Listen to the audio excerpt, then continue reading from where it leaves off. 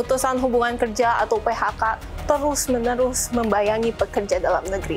Bagaimana tidak, sejak peristiwa COVID-19, PHK terus bertambah dari tahun ke tahun sampai dengan saat ini. Kementerian Ketenagakerjaan telah mencatat data terbaru dari mulai periode Januari sampai dengan Oktober 2024 ini yang berjumlah 63.947 tenaga kerja yang mengalami PHK. Jumlah tersebut melonjak senilai 20,67% dibandingkan September lalu yang berjumlah 53.993 tenaga kerja yang mengalami PHK. Dari hasil grafis secara keseluruhan dari periode Januari sampai dengan Oktober 2024, jumlah PHK terus-menerus meningkat secara bulanan pemirsa. Seperti ini grafisnya pemirsa.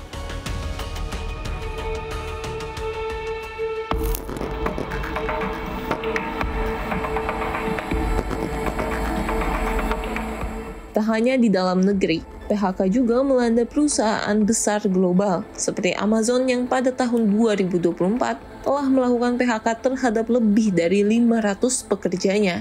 Apple memberikan PHK terhadap 600 pekerjanya di California, AS, yang tercatat sebagai jumlah PHK terbesar setelah COVID-19. Dan yang terbaru, ada TikTok yang merumahkan 700 karyawannya di Malaysia. Tabungan pun terus tergerus seiring kebutuhan hidup yang berlangsung setiap harinya. Hal ini ditunjukkan oleh data dari Bank Indonesia yang mencatat rasio tabungan terhadap pendapatan per Oktober 2023 turun jauh dibandingkan posisi sebelum pandemi COVID-19 atau Oktober 2019. Pada bulan Oktober lalu, rasio simpanan terhadap pendapatan masyarakat Indonesia sebesar 15,7%, sementara pengeluaran dan pembayaran cicilan masing-masing 76,3% dan 8,8%. Padahal jika kita lihat dari survei November 5 tahun lalu di 2019, rasio simpanan terhadap pengeluaran masyarakat tanah air masih jauh lebih besar, yakni 19,8%, sementara untuk pengeluaran dan pembayaran cicilan pada periode itu sebesar 68% dan 12,2%.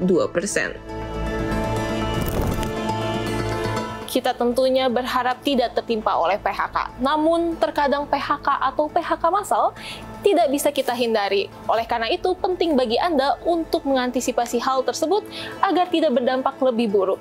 Lalu, apa saja sih langkah yang bisa Anda lakukan untuk antisipasi PHK? Simak liputannya berikut ini.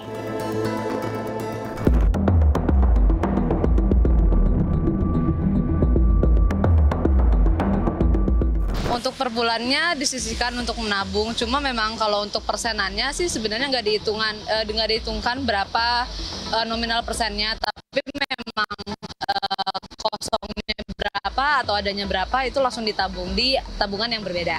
Oh, disisihkan dong pasti? Ya disisihkan sih ya, tapi sedikit gitu, nggak banyak tapi. Ya.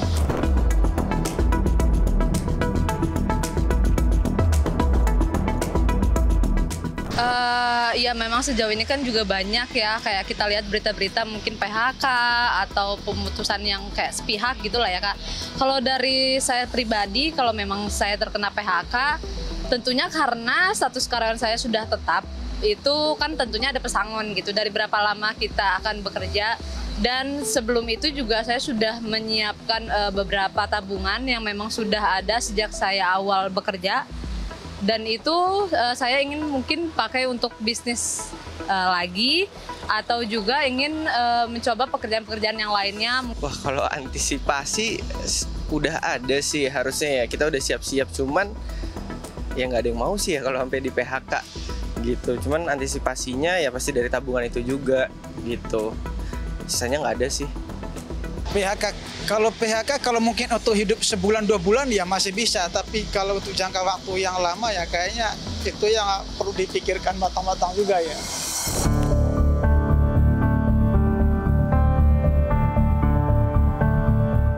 Pemutusan hubungan kerja tak hanya berdampak pada pendapatan bulanan, tetapi juga mengancam kestabilan keuangan pribadi pada korban PHK.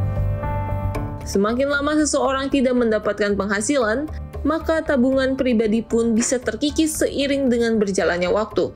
Menurut financial expert CNBC Indonesia, jika Anda menjadi salah satu yang terdampak oleh PHK, ada beberapa langkah penting yang bisa diambil untuk menjaga keuangan tetap stabil. Ya pemirsa, saat ini saya sedang bersama Ai Ahmad Hidayat selaku financial expert CNBC Indonesia untuk mengetahui lebih dalam apa saja sih langkah yang tepat untuk antisipasi dari PHK sendiri. Halo Mas, apa kabar Mas? Halo, Salma, kabar baik. Mas, mungkin kan akhir-akhir ini PHK sedang merajalela, terutama di dalam negeri sendiri. Lalu, apa langkah utama yang harus dilakukan bila seseorang terkena PHK? Iya, jika kondisi keuangan kita lagi berat gitu ya, atau kondisi ekonomi kita lagi berat, hal pertama yang harus kita lakukan adalah menekan kos gitu ya. Jangan sampai kosnya itu makin membebani operasional kita atau kehidupan kita ke depan gitu ya. Jadi kita mulai harus sisihkan atau kalau perlu dihilangkan gitu ya kos-kos yang dianggap tidak perlu gitu ya, seperti kos untuk lifestyle gitu ya, latte faktor yang sifatnya konsumtif, utang dan lain sebagainya itu harus dikurangi atau kalau bisa dihilangkan gitu. Kenapa? Karena kondisi keuangan kita lagi berat. Kalau kosnya terlalu besar, sementara pendanaan kita tidak cukup atau apalagi tidak ada, ini makan membebani dan juga bisa mengarah ke kebangkrutan. Itu yang pertama. Yang kedua, kita harus mulai cari sumber income baru. Kenapa ya? Karena kita di PHK, otomatis kan sumber income utama kita kalau memang sebagai karyawan itu berarti hilang kan. Nah, kita harus segera mencari sumber income baru, jangan sampai berlarut-larut. Karena semakin lama kita mendapatkan income yang baru, semakin berat beban yang harus kita tanggung gitu. Jadi kalau kosnya udah dikurangin tapi kita nggak ada income baru lagi masuk juga percuma gitu. Jadi yang kedua memang income-nya harus segera dicari penggantinya gitu ya.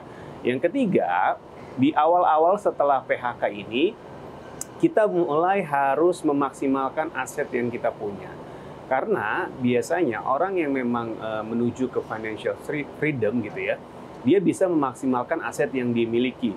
Apapun itu, misalkan diri kita sendiri ini sebagai aset gitu ya. Apa kebiasaan kita? Apa kira-kira skill yang kita punya? Apakah misalkan seperti Salma, misalkan jago public speaking, kenapa nggak coba menawarkan diri jadi MC atau moderator gitu ya? Atau kita punya kendaraan di rumah yang nggak terpakai, kenapa nggak kita narik taksi online gitu ya? Atau mungkin direntalkan atau disewakan gitu. Jadi kita harus pintar-pintar mencari peluang-peluang baru untuk mengantisipasi keadaan yang buruk ke depannya gitu.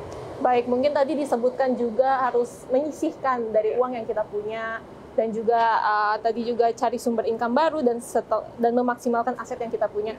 Namun tadi untuk dasarnya sendiri, cara untuk mensisihkan uang yang kita dapat setiap bulannya bagaimana mungkin dari financial sendiri?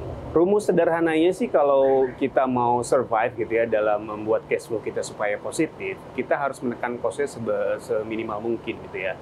Nah, untuk cost operasional dalam arti untuk makan, transportasi, komunikasi, tempat tinggal dan lain sebagainya, biasanya itu idealnya itu memakan cost maksimal 60% dari penghasilan bulanan kita.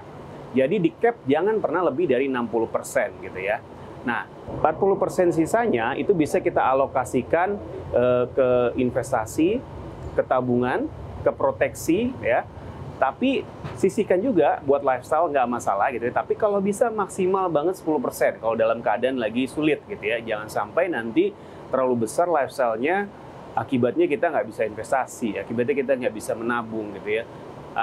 Akibatnya akhirnya nanti cash flow kita menjadi negatif. Nah ini jangan sampai terjadi, apalagi kalau kita dalam kondisi lagi di PHK gitu ya. Jadi memang rumusannya seperti itu gitu ya. Jadi 60, 30, 10. Baik, mungkin tadi dari investasi sendiri sudah disebutkan. Ini tadi menarik kembali ke yang pertanyaan awal tadi juga. Mas sempat menyebutkan untuk memaksimalkan mencari sumber income baru. Apakah ini juga dibutuhkan untuk pekerja ini mencari keterampilan baru selagi bekerja atau seperti apa? Ya, sebenarnya satu investasi yang harganya sangat mahal dan itu harus kita miliki adalah investasi terhadap diri sendiri. Ya. Skill kita harus di-upgrade, soft skill kita harus di-upgrade, hard skill kita harus di-upgrade, apapun itu.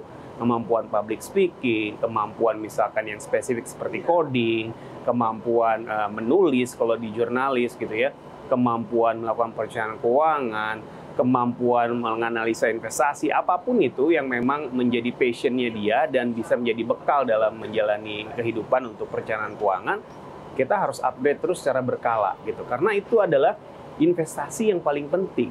Kenapa? Karena memang zaman terus berkembang, perubahan terus terjadi gitu. Kalau kita nggak mengupgrade diri, mau nggak mau kita akan ketinggalan. Dan kalau kita ketinggalan, susah untuk mendapatkan sumber income yang baru atau sumber income tambahan. Karena skill kita di bawah rata-rata industri gitu. Nah ini yang harus dihindari. Jadi tetap harus upgrade skillnya gitu ya, tetap harus upgrade dirinya. Dan itu merupakan investasi yang sebenarnya nggak boleh kita sayang-sayang. Kenapa? Karena diri kita ini adalah aset yang paling berharga di luar aset-aset lain yang sebenarnya menjadi pelengkap gitu.